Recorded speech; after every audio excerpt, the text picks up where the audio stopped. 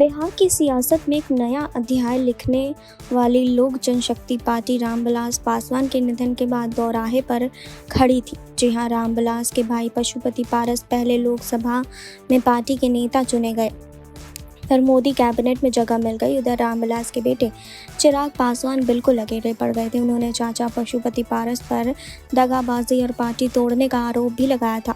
जी हां, रामविलास पासवान जब तक जिंदा रहे, परिवार और पार्टी को एक धागे में उन्होंने बांध कर रखा। दोनों भाइयों रामचंद्र और पशुपति पारस की तमाम ज़रूरतों का उन्होंने ध्यान रखा। जी हाँ, पेंगुइन प्रकाशन में हाल ही में आई पासवान की जीवनी रामविलास पासवान संकल्प, साहस और संघर्ष में प्रदीप श्रीवास्तव ने पासवान परिवार के तमाम किस्सों को दिलचस्प अंदाज में शेयर किया है।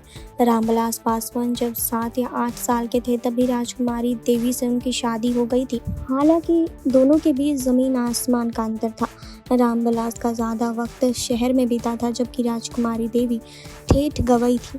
जी हाँ, दोनों की पसंद नापसंद, रहन सहन से लेकर शिक्षा और बौद्धिक स्तर तक जमीन आसमान का अंतर था। रामविलास पासवान के मन में जीवन साथी को लेकर जैसी तमन्ना थी, राजकुमारी देवी के रूप में वो पूरा होता नहीं दिखा।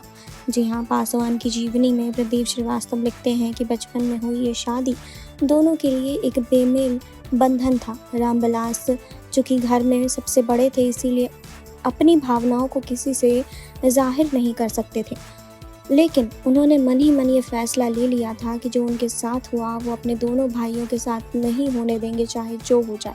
क्योंकि रामचंद्र उस वक्त काफ़ी छोटे थे, लेकिन उन्होंने पशुपति पारस के लिए फैसला किया कि उनकी शादी उन्हीं की देखरेख में होगी। लड़की और परिवार खुद पसंद करेंगे। हालांकि पशुपति पारस ने पहले से ही अपने लिए लड़की पसंद कर रखी थी। बाद में जब रामविलास पासवान को ये बात पता चली तो उन्होंने दोनों की शादी के लिए पहल की। इंतज़ाम आदि में कोई कसर उन्होंने नहीं छोड़ी। आपको बता दें कि रामविलास पासवान बाद में पहली पत्नी राजकुमारी देवी से अलग हो गए थे और रीना पासवान से उन्होंने दूसरी शादी की थी। दूसरी पत्नी से उनके 2 बच्चे हुए, चिराग और एक बेटी। तो आपको इस पर क्या कहना है, कमेंट बॉक्स में हमें बताएं। जुड़े रहिए हमारे साथ। नेक्स्ट 9 भोजपुरी की रिपोर्ट।